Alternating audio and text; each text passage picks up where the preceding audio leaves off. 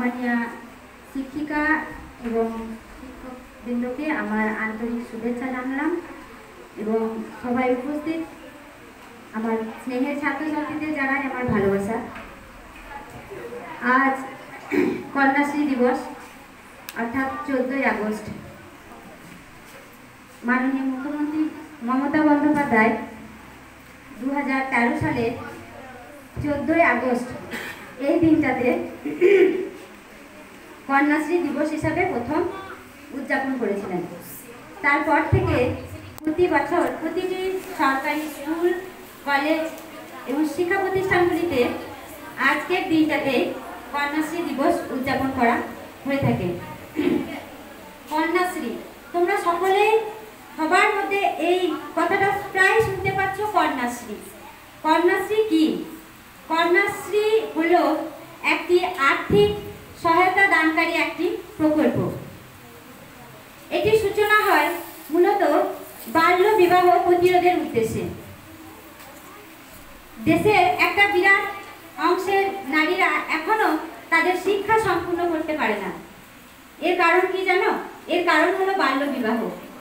তারা নাবালিকা অবস্থাতেই তাদেরকে বিয়ে দিয়ে দেওয়া হয়, যার ফলে তারা তাদের শিক্ষাকে এগিয়ে নিয়ে যেতে পারে না। আর আমাদের সমাজের শিক্ষাকে এগিয়ে নিয়ে যাওয়ার মূলে আছে নারীরা। তো নারীরা যদি শিক্ষিত হয়ে উঠতে না পারে তাহলে সমাজও শিক্ষার দিকে সেভাবে এগিয়ে যেতে পারবে না। একটু আগেই আমাদের স্যার বলে গেলেন যে আমাদের প্রথম শিক্ষক হলেন আমাদের মা, তাই তো? তার মানে একজন নারী হলো আমাদের প্রথম শিক্ষক। তাহলে সেই নারী যদি শিক্ষিত হয়ে উঠতে না পারে তাহলে সমাজও শিক্ষিত হয়ে উঠতে পারবে না। তাই সমাজকে শিক্ষিত করে তোলার জন্যই আমাদের দরকার কি? নারীদেরকে এগিয়ে যাওয়া, নারীদের মধ্যে চেতনা। শিক্ষাই আনে মানুষের মধ্যে চেতনা।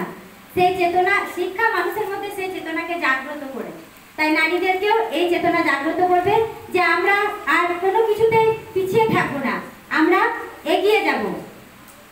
পশ্চিমবঙ্গ সরকার নারী শিক্ষা উন্নয়নের জন্য যখন এত বড় একটা প্রকল্প নিয়েছে, তখন আমরা এই নারীদেরকে কেন পিছিয়ে রাখবো? আমরা নিজেরা কেন পিছিয়ে থাকবো?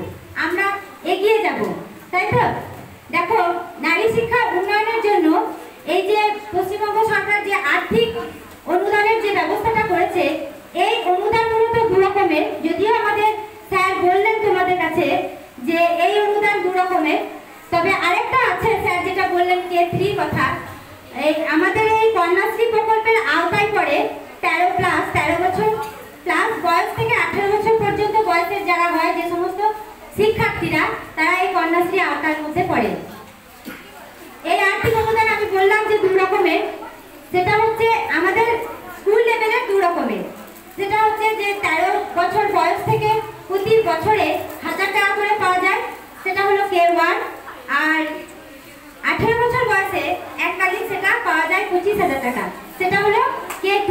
তারপর আমরা সেটা কলেজে গিয়ে K3 কথা স্যার যেটা বললেন যে সেটা সায়েন্স হলে 2000 বা 21 এরকম কিছু পাওয়া যায়। যাই হোক, আমরা K1 K2 কথা বলছি, যেহেতু তোমরা এখন স্কুলের শিক্ষার্থী, তাই তোমাদেরকে আমি K1 K2 কথাটাই বিশেষ করে উল্লেখ করে দিলাম আরেকবার। যদিও তোমরা সবাই জানো, আর তোমাদের কাছে সকলের জানাও আছে যে এখন কন্যাশ্রীর কাজ চলছে। তোমাদেরকে প্রত্যেককে বলা হয়েছে যে কন্যাশ্রী রিনিউয়ালটা তোমরা করে নিও। যেটা যা যা দরকার আমি তা বলে দিয়েছি, আরেকবার বলে দিচ্ছি যে আধার কার্ডের জেরক্স দেবে, ব্যাংকের অ্যাকাউন্ট আর জন্ম সার্টিফিকেটের জেরক্স, এই তিনটি নিয়ে তোমরা কন্যাশ্রী রিনিউয়ালের কাজটা তোমরা করে দেবে। খুব তাড়াতাড়ি কন্যাশ্রী রিনিউয়ালের কাজ হয়ে গেলে ক্লাস 8 অর্থাৎ যাদের প্রথম কন্যাশ্রী শুরু, সেই কাজটি আমরা এর পরবর্তীকালে শুরু করব। তবে আমরা এটা বলতে পারি যে কন্যাশ্রী প্রকল্পের ফলে এই কন্যাশ্রী নারীদেরকে একটা শিক্ষার একটা নতুন দিশা এনে দিয়েছে। এই কন্যাশ্রী প্রকল্পের ফলে সমাজের যে সমস্ত পরিবার পিছিয়ে থাকে, সেই পিছিয়ে থাকা পরিবারের নারীরা বা মেয়েরা এখন অনেকটা এগিয়ে এসছে এই কন্যাশ্রী প্রকল্পের ফলে। তাই আমরা বলবো যে মাননীয় মুখ্যমন্ত্রী